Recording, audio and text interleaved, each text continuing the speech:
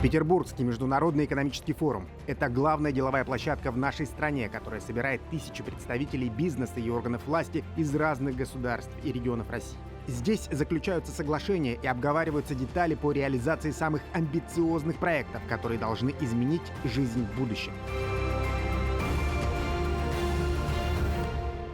Центральное событие форума – это пленарное заседание. На нем с главными тезисами выступил президент России Владимир Путин. Международная политика, санкции, экономика, поддержка бизнеса, социальные обязательства. Глава государства не забыл и о развитии культуры, причем отдельно выделил расширение программы реконструкции и модернизации сельских ДК, региональных театров и музеев. Исключительно востребованная, важная для людей задача. Вот то, что я сейчас сказал в области культуры. Приведу совсем недавний пример.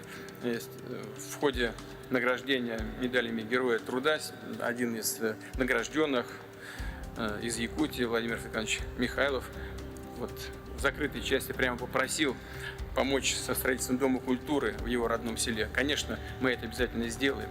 Но то, что люди говорят на всех уровнях, говорит о том, что это в высшей степени востребовано.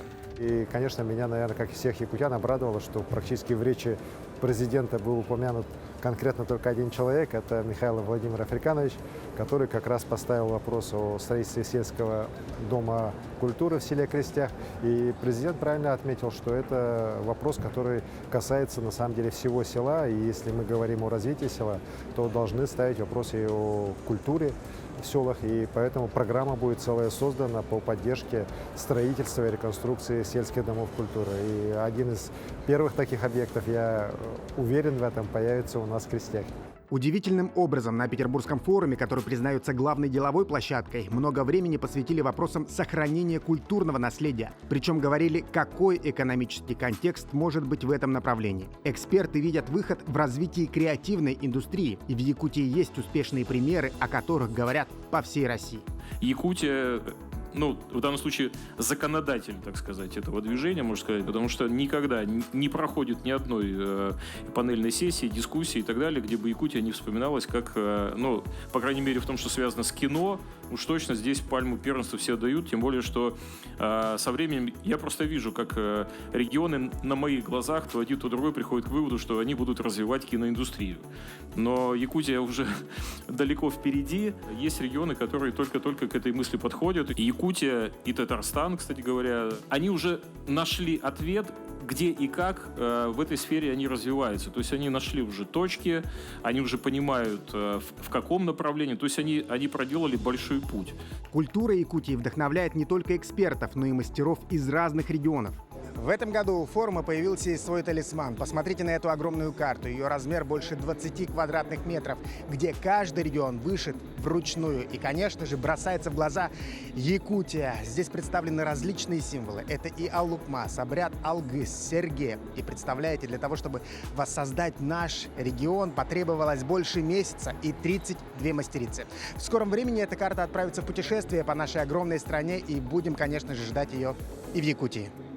В рамках форума прошла презентация инвестиционного потенциала Якутии. Сегодня наша республика входит в десятку лидеров страны по темпам экономического роста. В последние 3 года производство бьет исторические рекорды еще советских времен. По добыче золота, нефти, газа, угля и новые якутские проекты привлекают внимание. Проект строительства атомной станции малой мощности, который позволит развить арктические территории, позволит повысить и качество, и скорость разработки нашей ресурсной базы. Ну и как самый главный пример, это разработка месторождения Кючус по золотодобыче, которое мы планируем в пике выйти уже на 10 тонн в год, в ближайшие годы. Я считаю, что это на самом деле прорывной проект для республики. Это будет обеспечивать развитие соседних территорий. И, конечно, Устьянский район получит в целом очень большой рывок для развития.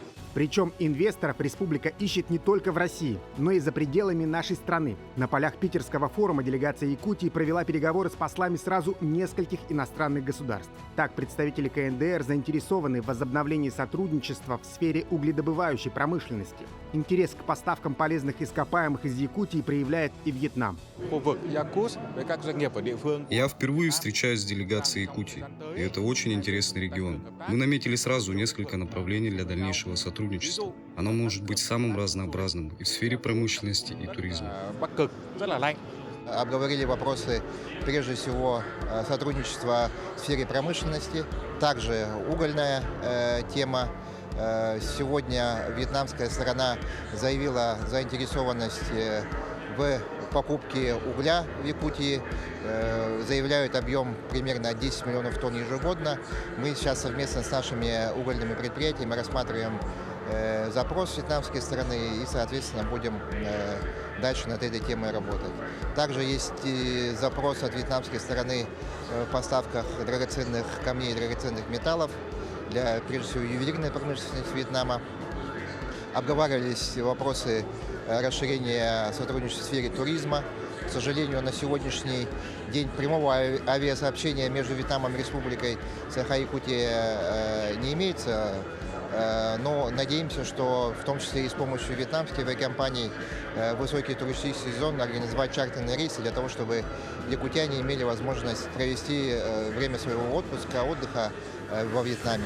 В Петербурге состоялись встречи и с казахской делегацией. Казахстан готов увеличивать внешнеторговые обороты с Якутией. В прошлом году он составил около $1,5 миллиарда.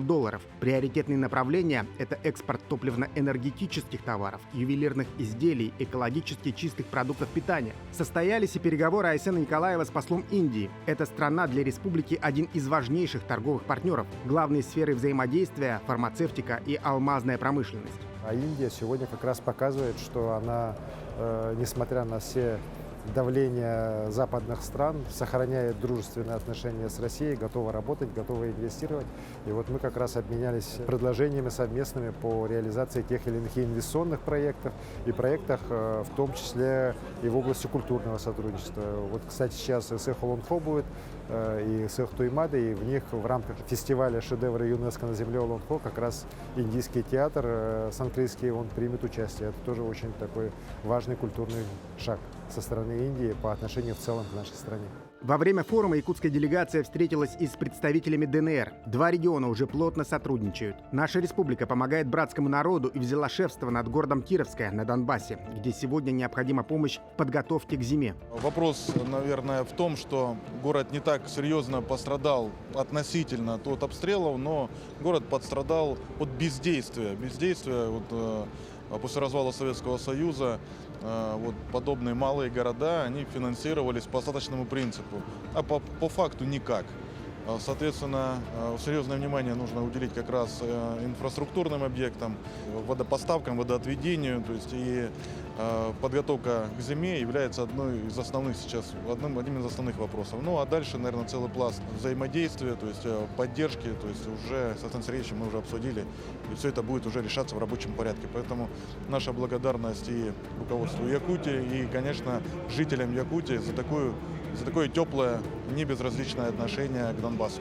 В рамках деловой программы форума было подписано много знаковых соглашений, которые навсегда изменят жизнь жителей нашей республики. Например, по дальневосточной концессии реконструируют логистическую инфраструктуру для северного завоза. Планируется обновить 9 нефтебаз в арктической зоне, которые требуют серьезной модернизации. Но собственных ресурсов не хватает, поэтому привлекаем средства дальневосточной концессии. Это средства федерального бюджета. Общая стоимость будет составлять около 6 миллиардов рублей. Это оценочно. Безусловно, в первую очередь это безопасность в арктической зоне. И, конечно же, это снабжение не только населения республики, но и тех новых инвестиционных проектов, которые будут инициированы в арктической зоне. А в ближайшее время планируется несколько крупных таких проектов инициировать. Республика является одним из лидеров и очень продвинутых регионов по применению механизмов государственно-частного партнерства. Инфраструктура нуждается в модернизации, в развитии, в том числе для более качественного, эффективного осуществления северного завоза, для развития жилищного сектора, для модернизации города Якутск, в том числе в рамках поручений президента. Также было подписано соглашение с компанией «Газпром СПГ Технологии». Документ предусматривает строительство еще одного завода по производству сжиженного природного газа. Это и дополнительные рабочие места, возможность экспортировать СПГ в другие регионы, а также развивать использование нового доступного топлива жителям Якутии. И не могу не отметить подписание соглашения о строительстве СПГ-завода, то есть завода по производству сжиженного природного газа у нас в республике.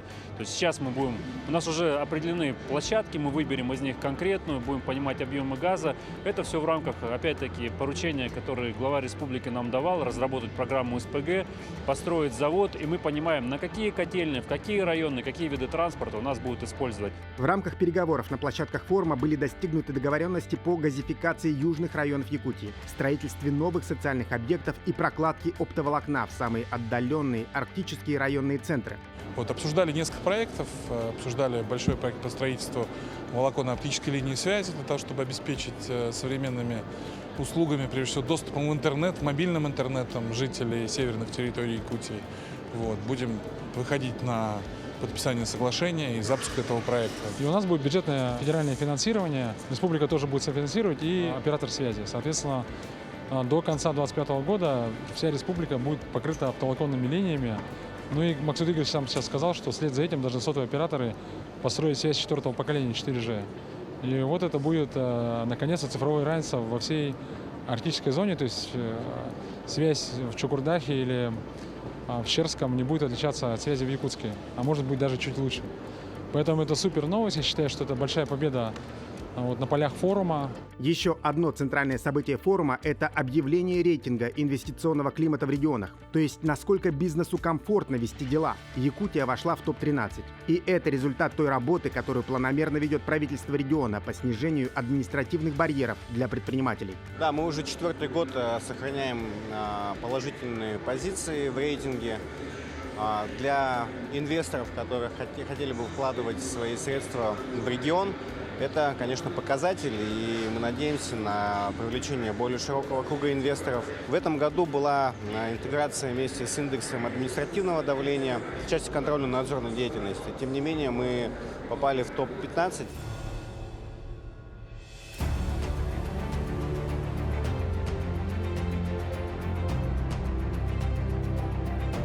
Вы знаете, много есть дискуссий, нужны ли такие форумы, что они там, где эти все люди собираются, тысячи людей, о чем они говорят. Многие скатываются просто в обсуждение, там, кто куда сходил, кто что увидел, да. Но на самом деле для нас это очень важная деловая площадка. Мы здесь за 2 дня проводим каждый день там по 20 с лишним встреч, встречаемся с людьми, решаем вопросы, на решение которых, наверное, в других условиях понадобились бы месяцы, если не годы. Так? И здесь очень легко как раз собрать нескольких людей, сразу встретить, обсудить те или иные проекты. И, безусловно, вот такая площадка, как Питерский форум, такая площадка, как Восточный форум, они очень важны для решения тех задач, которые стоят перед нашей Якутией. И Республика Саха-Якутия вот этот форум тоже отработал, я считаю, очень достойно. И мы по многим направлениям поставленные задачи полностью решили.